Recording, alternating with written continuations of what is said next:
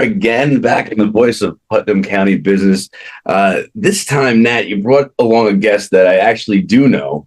So I appreciate that. Give me a little background into who we're talking to today. But why don't you introduce her? I'd be happy to. Nick, good seeing you. As always. Always a pleasure to work with you. You are a great sidekick, for sure. So today we're very fortunate to have with us Tina Cornish Laria, who is the executive director? Correct. Executive director of an organization called Careers Support Solutions that you know something about that I didn't know very much about until I went and saw what she does in action. These are what, Tina, it would be better if you described what Careers does and how you do it and why you like doing it, and as much as you can do in the first couple of minutes just to sort of introduce the subject. Well, first of all, thank you for having me here, and it's nice to see everybody. Careers is a supported work program for people with disabilities. We provide services throughout all of Westchester, all of Putnam, and Lower Dutchess to all kinds of disabilities. So people who are developmentally disabled, learning disabled, psychiatric, physically disabled, most of the time, some kind of combination of those. We have two offices. One is located in Valhalla that provides services to all of mid to lower Westchester, right down to the city. And then our Carmel office provides services to upper Westchester, all of Putnam, and Lower Dutchess. So. And these are people who are how old, and or maybe they're all of all ages, but they've been through the school system, they've been through but they still need a great deal of help in pursuing a career. Is that basically what's happening here? Basically, but we do start working with students in their junior and senior years so that we get them ready to, once they graduate, to get a paying job. So we provide workforce readiness classes. We teach them both in the school and virtually, teach them all kinds of skills, prepare resumes, set them up in paid internships, which we oversee and provide job training at. And then once they graduate, they can join our adult supported work program where we can place them in paying jobs and provide the ongoing support that they need. This is a very interesting topic, and your organization does a great job of doing what you do. One of the things that I'm curious about is it a specific job set, or is it whatever those folks are looking to do, or whatever they're interested in? It's a very good question, because a lot of people think that we have some kind of a pool of employers that we work with. It doesn't work that way. Every individual that comes to us, and again, we work with students from 10th grade all the way up to seniors. And we even have an on-course for college program where students, when they graduate, if they're going to go on to some kind of college, we provide job readiness support for them so that they can get through school and then join our program. But in any case, when we do an intake on each person, we look at all their needs and strengths and transportation and what they're interested in doing, what their experiences are, and we go out looking for what they want and need. So we do not fit them into a hole. We go out and we find exactly what they want and need. So I would imagine that you talking on the Putnam County Business Council podcast right now, speaking to our listeners who are business owners in Putnam County, would be a great voice for you to have, because again, you're looking for employers that are ready and willing to take somebody that you can place into the right job. Exactly. And we certainly have plenty of them, throughout Putnam County. We have George's Restaurant, we have Tops, we have CVS, just to name a few. But yes, of course, we have great dedicated clients who want to work. They don't even like to take vacation. They don't like to take a sick day. So, and nowadays, even I'm having trouble hiring people. I don't know where everybody is, but we certainly have people that can fill roles that employers throughout Putnam and Westchester really need. So, it works both ways. Yeah, 100%. And I would imagine that one of the struggles that you might have is transportation, getting to those jobs, right? And making sure that because we're so rural, our Westchester office has easier time placing some people because they've got the trains, they've got the buses. People can get around easier than they can up here, but we work it out. And a lot of our clients still live with their parents, even though they're adults. Maybe their parents are retired and they drive them. And we've got, some Putnam transportation. Could be better, but we're getting it. We're getting them to where they need to get. Nick, I have the good fortune to know someone who a young man who works with you is not a client of yours. They are, how would you describe somebody? They're a disabled person. Yes. That's not, but they're not with careers. No, because I know, and that I do know Toby, and I'm just amazed how well he does as a result of his association with you. But how do you refer to somebody? Do you call them a patient? No, they're not patients. They're associates. We call them clients. Lawyers have clients. We have clients. I see. So Toby is. So I've been fortunate to come to know a client of Careers, Toby. I don't think he'd mind my using his first name, but I won't use the last. Sure. And I mean, he's just a wonderful kid. He is, in fact, he has a condition called Williams syndrome, which is part of the autism family. Is it not? But he's the most social young man I think I've ever known, but he can't fully do all things on his own. So He's over at the Tops, right? He's at Tops, and he's a great worker, and he loves being there, and he loves working. And I suspect all the patrons think the world of him. I think they do. He's just one of those. In there, because I shop in there. He always seems to be interacting with people, and people love him, and so it works. It works really good. So what will happen to Toby? Will he stay with you forever, or will he? Our clients stay with us. As long as we exist, that's how long we will work with them. Some of our clients, we graduate once we get them stable, and, they go for a period of time without really needing any support. There's fallacy about, you place somebody in a job, you train them, and you get them to what is going to be their best level where they are. But then you can't walk away because just because you got them trained in a job, their disability doesn't go away. Yeah, the disability stays with them forever. So there's always going to be something that comes up. They may have difficulty maneuvering their vacation or sick time or a raise or retraining, or a new manager comes in, or they have a problem with a coworker.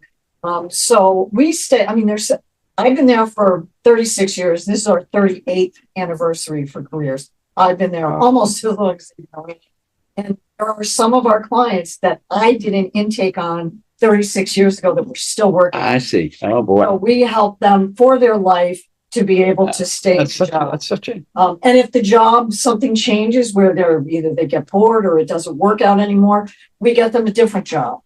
But we are there for as long as they need and want us to be. That's wonderful, because the system. That's key.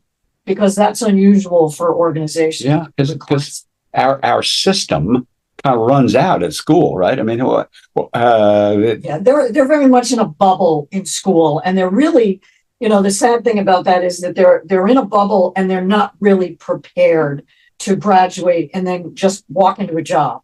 So we started doing what we call high school transition years and years. I mean, like probably 34 years ago, when I realized, we're getting these older clients who have graduated, floundered about, lived at home with their parents, and, their parents have lives too.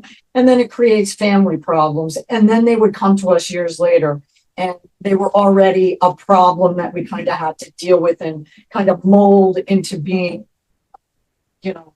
work ready and get them jobs that they can stay and sustain.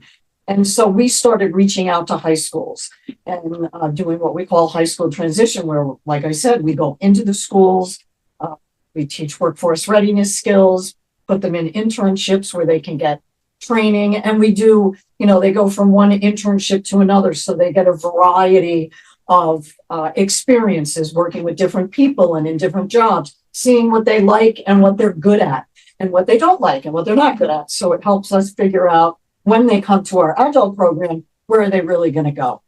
I gotta be honest with you. I wish there was a program out there for every high school student because So, right. I mean, there's a lot of high school students that need that going and thinking that they're just going to go into the workforce and this is what it's going to be. It's going to be 1, 2, 3 easy, right? There's a lot of college graduates now that need that too. I know. I'm very aware. What about the employer side? By that I mean, do you sense amongst employers that they are more anxious to try to find a way to employ disabled people? Is that? I mean, I know that there are certain groups that have dedicated their whole business or their whole institution to what's the name of the theater in Ridgefield that has? Oh yeah, Well, whatever it is, they think I can't think. they're virtually all the employees there are, They're all disabled clients who are. Really? but they manage.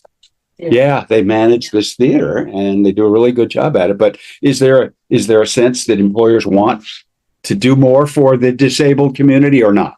Well, you know what, honestly, and I'm not, don't hold me to it, but I believe that the reason that they came up with that idea was because they were having a hard time placing those particular clients in the community. So they said, you know what, if we can't get them into different jobs, you know what, let's create a business. And they're doing it more and more. You know, you probably see that in the news. So, you know, across the United States, there may be different businesses that are primarily run mostly with disabled clients because it serves a purpose in that it's hard. And then you can also have staff who are overseeing them in one place as opposed to having, you know, one client with one staff person here and one client and one staff person there. So it kind of fills a need. Like we have our thrift shop. We have a. Yeah. Tell us a little bit about that. That's really, I've had the chance to visit the thrift shop. We were not there. Well, we may have bought some things, but for the most part, we were there observing how it works. Yes. And we met a couple of your clients who are training to become retail associates. Right. It's a great training ground for them. There was a thrift shop that was up on 52 in Lake Carmel that used to fundraise for the Humane Society. Careers I have to fundraise about $300,000 a year to meet our budget because we do not get enough funding from the state and the county and the federal government. So in any case, when it closed, one of the volunteers who was running it came to me and said, you know, they're closing this. Would you like to do it for your clients? I said, sure. So I found a place up just north of ShopRite, and we opened up a thrift shop run all by volunteers. And we have clients that are now working in there and they're training to then be able to go get a retail job in the community. So it's a great, you know, we also have clients who go in there and they do the recycling and they do other things to help it run. So people are learning different skills and it's a great way for them to learn. Yeah. And it helps us because it's fundraising for careers. Right. So. And you have some great, the mentors that we met, your staff are really great with us. We have almost no turnover. My secretary has been with me for 35 years. My two office managers in both of our offices have been with me for 28 years or 30 years each. We are one of the very, very, very few agencies that has, I mean, if somebody leaves once in 2 or 3 years, that's a lot for us. How much staff do you have now? We have about 17 staff right now. We're anywhere between 17 to 20 at any given time. And it's about half and half in each office. And how many clients? We provide services to over 300. Wow. There's a little bit over 100 in Putnam. The balance is in Lower Dutchess and primarily Westchester. Can you grow without adding staff, or do you have to? Yeah. And you're sounding to me like you may have even started the conversation saying you're short staffed. I've been trying to hire somebody good for 2 years, but we will not hire just anybody. There's too much training. There's too much at stake. Now the state requires that we have that they have diplomas and they have to have experience and all of those things.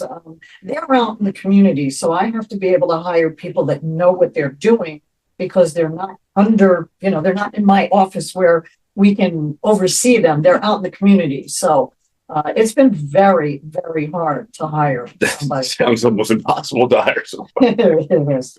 But Nick, I'm sure it's just been hard hiring anybody these days. Yeah, it's not easy.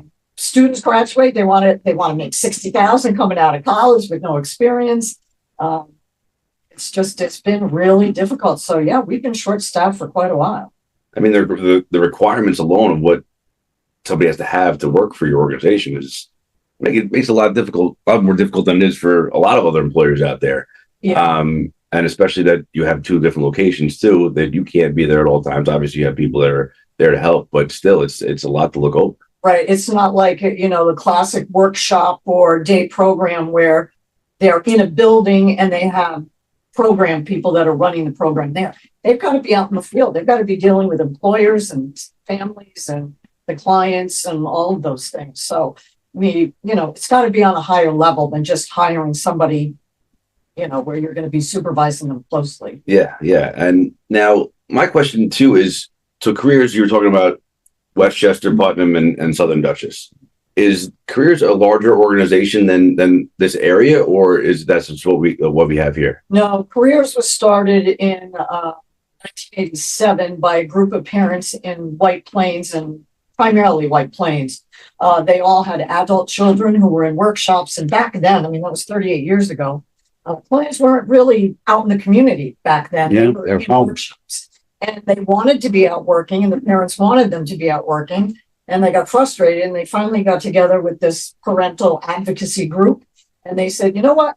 If no one else is going to do this, why don't we just do it? Yeah. And one of them, who was a retired insurance salesman, said, all right, well, I'll be the executive director, and we'll go to Westchester County and we'll get some seed money to start. And that's what they did. A year and a half later, then the executive director tried to get me to come work for him. I was working at a facility called Open Gate Somers, where I worked for 5 years. And he kept trying to pull me over to go over there to run his program. And I said, well, you know what? I'm born and raised in Carmel. I said, I would like to do something with Putnam. And so he hired me, and I opened up what we called the North County Bureau, which was originally in Somers. Then I moved it to Brewster, and then opened the door to Putnam County. And then over the years, I also had a lot of people who were not developmentally disabled, but psychiatric, who needed help. So then we also expanded to also work with psychiatric, not just developmentally disabled. But I think maybe a portion of Nick's question, but you're not a franchise of some national system. Right. Just Westchester, Putnam, and Lower Dutchess. We're not affiliated with anybody else. We are private. We're a private nonprofit 501c3. And we get funding from the Office of Mental Health, from the Office for Developmental Disabilities, from Westchester County, Putnam County, Dutchess County, and Medicaid, basically. And fundraising, because like I said, we have to fundraise over $300,000 every year. Yeah. Doesn't sound like you have enough to do. Bored every day. That's have you got your success? One day you're not going to want to do this anymore. So, but that's probably a ways off yet, right? I'm thinking about it. My husband would like me to be able to. Yeah. He can retire. So. I think it's just a great service. I had never really thought about it. Been fortunate in my life. I'm not had any disability to deal with, and but I think the fact I've watched Toby over a number of years now, and he seems to be thriving. Yeah, he's got a lovely mother, and who will help get him to various spots. He does have very supportive parents and family, and that's really key for most of our clients. Yeah, because they're the ones who are advocating to get to us and then work with us to make sure that they can be successful. You got to realize these are people who live at home with their parents who are now getting to be elderly. Right. They're worried, what's going to happen when I'm not here anymore? And they want to know that they have the support and that they're self-sufficient and that they can be happy and successful without, when they're not around anymore. So, that's the goal. I see. Yeah. I thought about that. Not only happy and feel productive to become taxpayers instead of tax burdens. and to Wow. feel good about themselves. And it's also, most of our clients, they don't really have, like we all go out to dinner and we're meeting with friends and other people and going places and doing things. Well, a lot of them are isolated. A lot of them don't drive. A lot of them really don't have a circle of friends, or if they do, it's very small. Mhm. So getting to work, they can, they have coworkers and meet other people and do other things. Yeah. So really it opens up their world. Yes. So that's the key. Yeah, tell us again what should our audience, I mean, they now know about you, but what can they do to be supportive? Now, clearly you have a fundraising need, but are there other things they can be doing, or should they be letting you know that they've got a place for a disabled worker? Well, absolutely. Certainly any employer who's willing to hire somebody with a disability can contact us. My personal email is careersforpeople@AOL.com. And we also have a website, www.careerssupportsolutions.org, which talks all about our programs and has all of our contact information on it. We actually have one big fundraiser every year, which is our annual anniversary celebration. Nick has always supported that, Park Forward, and people can be sponsors, or they could purchase journal ads in our journal, and that all of that funding all goes towards our programs. But certainly employers who are interested in hiring somebody with a disability can let us know. And we may not have somebody at that time, but if we don't right then and there, we'll thank them and we'll keep a log. And then when somebody does come in and it seems to be a good fit, then we'll do that. And they also should know that, it isn't that we just place people. We place people and train them. We are looking over their shoulder while they're being trained.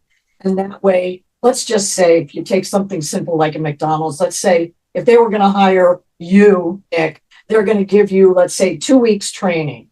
So obviously our clients aren't going to learn everything that they need to in 2 weeks. They're going to need more than that. So our staff learns the job over their shoulder so that once that 2-week training is over, the employer is no longer burdened with having to spend all this time with that continuous training. Our staff does that and takes that over for them.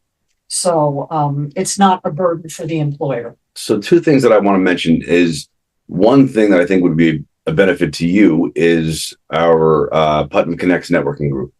So last Wednesday of every month, we have a online Zoom networking event, and it's going to be all employers in Putnam County. It would be great for you or somebody from your staff to be on that call, meeting those employers and just telling them exactly what you today, what you do, because this might open up a door for you. Well, we'll do that. I get those emails, so I've seen them. Yeah. And we've just been kind of overwhelmed lately. But we just were able to hire one new person in Putnam, so maybe now is a good time to maybe have that person. And we want to reach out to seniors too. We have a grant from Field Hall Foundation to work with seniors who either want to get back into work or they want to work. So we're always trying to connect with seniors and have them come to our program. We can set up, get them set up with a resume, try to help them find jobs that are appropriate. And these are seniors with disabilities and without disabilities. So we do both. So we're certainly, always looking for seniors to be able to help them. Yeah. And you had something else. The other thing was too, is if you have any employees in your organization that is a rising star or has done a great job that happens to be under the age of 40 years old, we have a great event coming up, Trailblazer event, that's going to be 40 under 40 coming up on October 16th. So if you have anybody that you think should be nominated for that role, because I think I saw an email about that, or I saw something, promoting that. Yeah. So I will have to think about that. I have some great staff. I got to see who's under 40. Well, but they stay so long. A client. There may be a client that's gone on to great things. Absolutely. It's a good point. Yeah. Yeah. Really cool. Definitely. Tina, it's been lovely having you on. We're delighted, and our share with you. Yeah, our audience will benefit greatly from knowing more about you, because if you see the title, career, well, your title of organization actually makes a great deal of sense when you start really digging into what it does, because it's quite true to the mission. Careers, Support Solutions. Well, we started out as Westchester Council for Careers for People with Disabilities. When I became executive director, I said, okay, you know what? That's the thing. So I changed it to Careers for People with Disabilities. But the students, when we were working with students, did not like that. Mm-hmm. It caused too many problems with them, with other kids, other students. Sure. Yeah, don't call it that. So, Don't call it that. trying to figure out, I wanted to keep the careers because we've always been known as careers, and and so we said, well, we support our clients and we provide solutions to employers. So that's where careers. It's a good name. Once I came to grips with what it does. It included everything. You nailed it. Both Yeah, sides. good job. Great. Yeah. Thank you so much for coming on. Well, thank you for having It's me. really a pleasure. Really a pleasure. I'm looking to the upcoming awards that are coming up. And the networking group. Working. Yeah. Absolutely. Yeah, we found a number of people who we brought on to the podcast through the program. Yeah. I mean, it's been a good thing, and from the comforts of your own kitchen or living room or wherever you are. But Tina, you strike me as a hardworking person. Are we off the air, Jen? No. Oh. Well, we're kind of wrapped up here. Again, Tina, it's a pleasure. It's a pleasure having you come. Yeah.